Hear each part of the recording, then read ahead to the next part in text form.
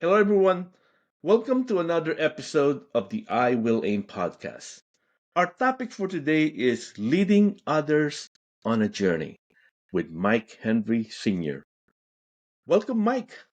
Hey, thanks for having me, Will. This is a blessing. I want to start with you telling my audience a little bit about your background so they get to know more about you before we dive into the topic. Certainly.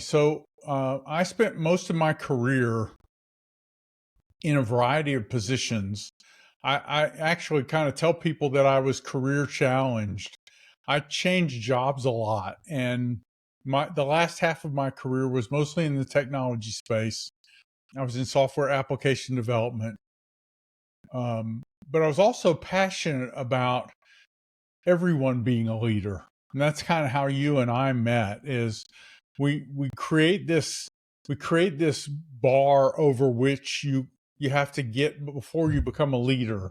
And I don't think that's accurate. And so you and I shared the passion about that, which connected us.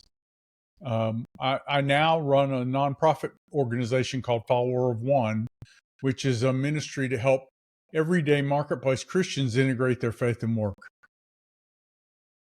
Well, thank you for the quick intro. I wanna share that I met you on this project. It's Yes. actually a group of people all over the world. I think we have Monica in Mexico, and then Sonia in Canada, and the rest of our uh, character based leaders still out in Yes. Amazon. I think if you're interested to learn more about authentic leadership, this is what Mike Henry created. He formed a group of people. And before online collaboration in school, Mike did that. We collaborated, came up with the idea of writing a book. 21 of us co-authored this book. This project Yes. started 2009 and published 2012 and celebrated 13 years. The Amazon's still selling it. Our publisher went out of business, so we haven't been able to re-release it, but there are copies around for sure. Yep, and it actually show up on my author profiles, so that's why it's still there. Thank you. So let's dive into the topic. What inspired you to establish Follower Up One, and how did your personal journey led you to this mission? This video is sponsored by BetterHelp. As spring approaches, I've noticed that my anxiety tends to increase during this time. The longer days and the pressure to be more active can be overwhelming. I often find myself asking questions like, why do I feel anxious every time they don't text me back? And why do all our conversations turn into argument? Those thoughts can be consuming, making it challenging to enjoy the season's renewal. It's during this time that seeking support becomes essential. That's where BetterHelp comes in. They can connect you with a therapist to help you navigate this feeling. The majority of BetterHelp members seek support for anxiety, and 69% report improved anxiety symptoms after 6 weeks of therapy. Getting started is simple. Fill out a questionnaire and be matched with a therapist in as little as a couple of days. If it's not the right fit, you can switch therapists at no extra cost. With 7,000 reviews and a 4.3-star rating on Trusted Pilot, it's a platform you can trust. Let BetterHelp help you rule your anxiety so it doesn't rule you.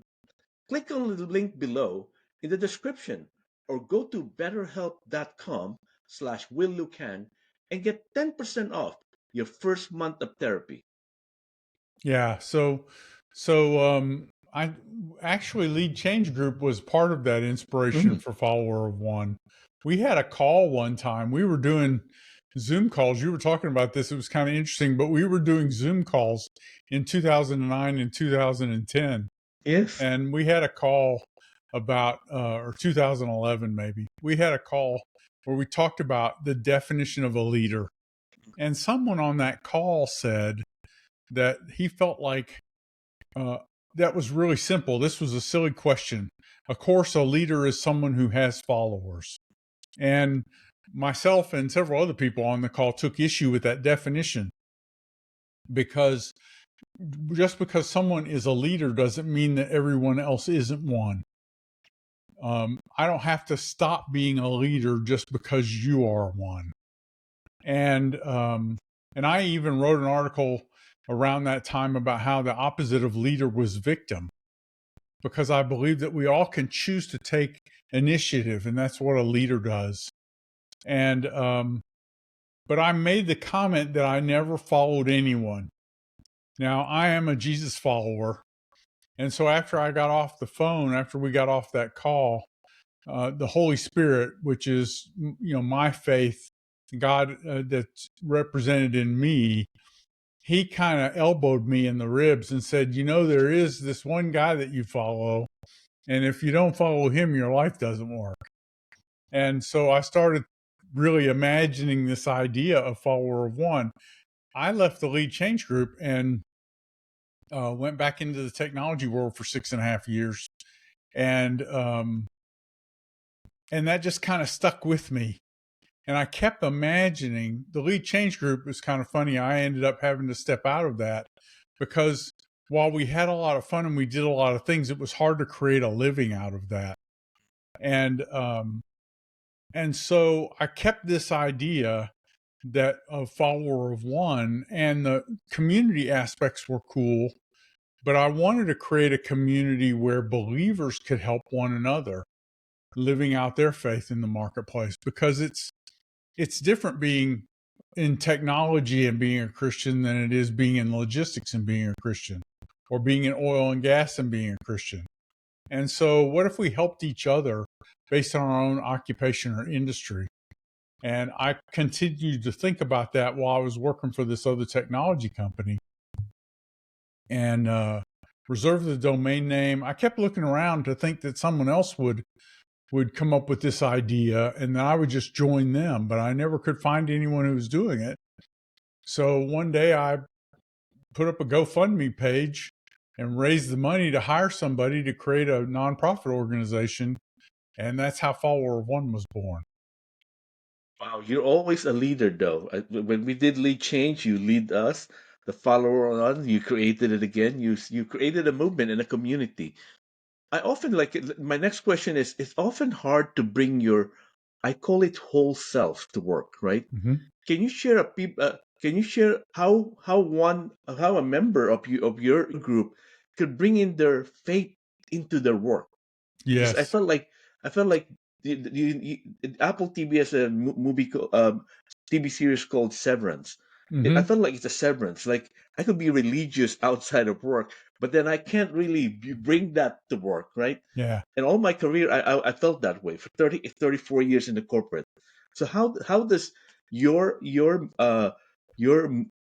movement help people learn to integrate? Absolutely. Well, I didn't actually become a Jesus follower until after I was in the workplace. And it always irritated me because it seemed like when I would ask my pastors, what can I do? The answer was always that I had to leave work and go back to my church and do something. And I had to work, I had to make a living. And so over the course of many years of my career, I came up with what I call 5 things that we now call the 5 daily habits. These are things that I can do, I can be very intentional about with my faith in the workplace. 4 of them require no speech whatsoever. And the whole idea is that I can live like a Christian in such a way to where maybe people will ask me about it, and then I can tell them. I don't have to initiate a conversation. Those 5 things are: pray, appreciate others, know what you believe, serve others, and speak for yourself. And so we call those our 5 daily habits. We want to teach every believer that you can do those 5 things in any environment, in any circumstance, and they have a simple, easy to follow method for living out their faith every day.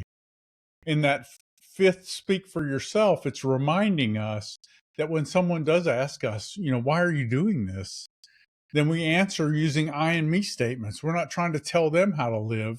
It's not our job to tell someone else what they're supposed to do. We're just telling them why we're doing it. And I believe that Jesus uses all of that for his glory. He makes it work.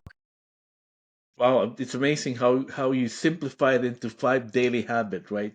That's so powerful.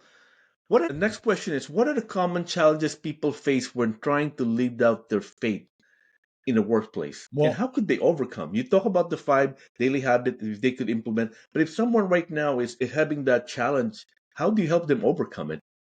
well, and what we encourage people in the 5 daily habits is to realize that it's not my job to convert somebody into being a Jesus follower or to fix them or anything like that. My job is to show up and represent Christ well as whatever my job is. I was a director of IT. And so I show up and I represent Christ well as a director of IT. I do pray for the people that work for me. I'm appreciative of all the people. In other words, I want to be outwardly appreciative. I want to be extra appreciative. Know what I believe is just being comfortable enough with my faith to be able to talk about it in a normal, non offensive way. The fourth one, serving others. I believe when I start praying for someone that Jesus gives me ideas for how to serve them, how to do things that will be special to them. And then when they ask, I can answer the question. And so we encourage people to just very simply just pray for the people around them and look for ways to help them or serve them. And if we don't come up with a way today, that's okay. In fact, we actually talk about the first prayer is a prayer that this guy named Isaiah prayed in the Old Testament of the Bible. He had this dream where he was listening to God talk, and he was asking the question, who will go for us? And he said, here I am, send me. Those 5 words kind of put him on the clock. I talk to people about that's punching in. If I say those 5 words, I'm punching in. I'm saying, okay, Jesus, I'm working for you today. What do you want me to do? And the rest of this is his problem. Wow. My next question is, how do you advise professionals to handle situation where faith-based value might conflict with the workplace? So this is actually almost all prayer and having some friends around who are in a similar line of work, who are in a similar situation. So you and I were both in technology leadership, for example. We get asked to develop software that does certain things. If that software does something that I don't believe is beneficial to our world, then I have to decide how I'm going to act in my world, how I'm going to respond to my bosses, and how I'm going to encourage the people that report to me. It may cost me my job, but I think that's between me and the Holy Spirit and maybe the other believers that I'm connected with. But I want to approach that very cautiously. Most of the time, though, we're not asked to do that. I'm not asked to do anything like that. I mean, if our company sells something like alcoholic beverages, or we work for a gambling company or something like that, and we're asked to make modifications to the software, just deciding to work for that company means that I'm going to create the work that I'm being paid to do, or I need to go find another place to work. But it's not my job to fix people as much as it is to be present with the Holy Spirit. Now, if he causes me to think twice about something that I'm doing, then I would get a pastor or get some godly people who are in the same line of work as me to give me some advice and help me to make a cautious, slow, prayerful decision about it. I think I like the fact that you mentioned that it's a careful, cautious decision for Mm-hmm. you as a believer of what you believe in. And like you mentioned, at times that might mean you got to move on, right? Yep. Because it doesn't align with what you believe in. And thank you for actually stressing that. In our environment now where people are remote and some people are in person, how does the concept of practicing this shared faith, how can you facilitate that? So the way we do it and Follower One's an online community where we connect with people, and we have different activities that are designed to help us. We do this one exercise that we're most well known for is what we call a marketplace mission trip, where for 2 weeks we challenge people to go to their own job like they're going on an overseas mission trip. Most people are familiar with these mission trips where people take a couple of weeks off of work and go to another part of the world, and they fix up houses or they build something, and they build relationships with people. I just challenge people, well, what would it be like if a missionary sat in the cube next to you and started working? What would they do that's different than what you do every day? And so for me, the goal is to challenge ourselves, and that's what we do in the online community. But once you start praying for people, once you get in the business of asking Jesus what he wants you to do, what I love the most comes from a book. I learned this from the book Experiencing God by Henry Blackaby years ago. Jesus is already actively working in the life of every person that you know. And so all I have to do is go to work and say, okay, Jesus, what do you want me to do today? And all of a sudden things start happening. And it's just amazing how God directs all of that because he's actively involved in our lives. At least that's according to my beliefs. Well, that's very powerful, right? Like, how do you want me to go about my day? It's like Exactly. asking for guidance, or in many ways, I should say that you're empowered to actually like do the things that you need to carry out for that day. Yes. My next question is, what would you advise someone who's kind of hesitant in or they're uncertain about expressing their faith at work? How do they get that started? Like, So I would say start by prayer. I mean, I'm beginning to get a little repetitive here, but that I think is the first key. But then the other thing is the question that we're going to be asked, especially in a regular secular workplace, in a regular old company, people are not going to ask us, hey, how do you get to heaven? What do I have to change in my life? I want to answer the question that I'm asked. Typically, people ask a question like, why are you doing this? If you bought lunch for somebody just because you wanted to be a blessing to them, or for example, my daughter one time, the person in line in front of her at a pet shop paid for her merchandise.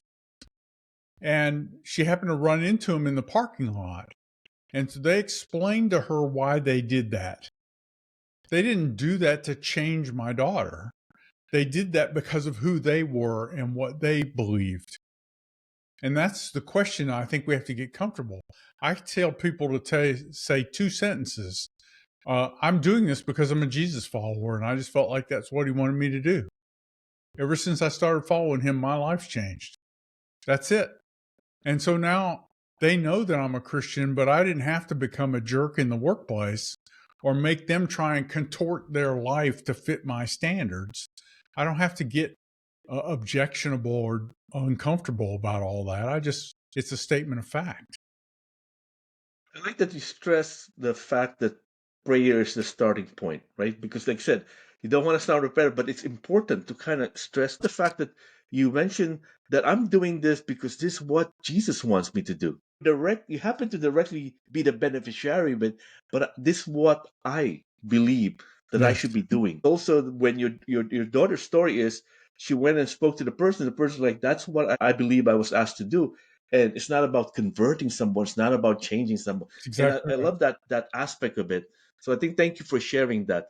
We talk a lot about expressing your faith in the workplace and how to share that 5 daily habits, so powerful.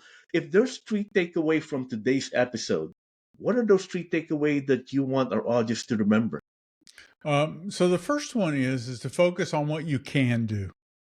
So I always felt like all the ideas were things I couldn't do. I couldn't leave work to go to some class. I can't preach a sermon. I can't, at work. I've got a job to do. Focus on what I can do. Praying for people, being active about praying for them, and looking for ways to appreciate them and ways to serve them, I can do. I can control that. And so I say the first thing is focus on what you can do. And the second one is to be open to correction and change. It's not offensive to ask a question and say, well, I have an answer that I think might, be relative to what we're talking about today, but it comes from the Bible. Do you mind if I share that? If people have an objection to you sharing things from the Bible, then make sure you're only sharing from your own personal experience. And then the third thing is just asking God, listening to him and doing what he says. He will prompt you. If you're a Christ follower, he will prompt you. If you're not currently following Jesus and you're interested in learning more about this, all I'm trying to do is help people live like Jesus. Most people are not offended by Jesus necessarily.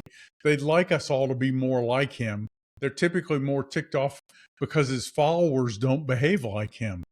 And that's what I'm trying to do, is live so much like Christ that people go, why are you doing this? And then I can explain it. And I Thank you don't for do it very well either. I should caveat that there's a lot of people who worked with me over the 40 years of my career that are going, that can't possibly be the guy I worked with.